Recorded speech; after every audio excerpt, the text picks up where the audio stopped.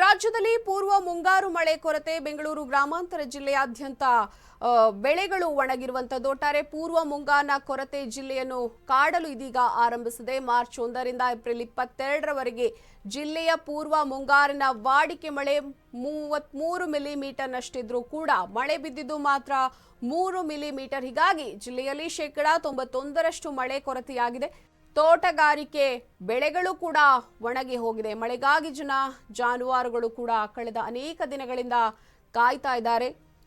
ಬೆಂಗಳೂರು ಗ್ರಾಮಾಂತರ ಜಿಲ್ಲೆಯಲ್ಲಿ ಮಾನ್ಸೂನ್ 2023ರಲ್ಲಿ ಸಂಪೂರ್ಣವಾಗಿ ಕೈಕೊಟ್ಟಿದೆ. ಸಾಕಷ್ಟು ಪ್ರಮಾಣದಲ್ಲಿ ವಾಡಿಕೆ ಮಳೆಗಿಂತ ಕಡಿಮೆ ಮಳೆಯಾಗಿದ್ದು ಬೆಳೆ ಹಾಗೂ ಕೆರೆಗಳಿಗೂ ನೀರಿನ ಕೊರತೆ ಎದುರಾಗಿದೆ. ಈ ವರ್ಷ ಕೂಡ ಅದೇ ಪರಿಸ್ಥಿತಿ ಉಂಟಾಗಿದೆ. 2024 ಜನವರಿಯಿಂದ ಏಪ್ರಿಲ್ವರೆಗೂ ಮತ್ತೆ ಮಳೆ ಕೊರತೆ ಕಾಡ್ತಾ ಇದೆ.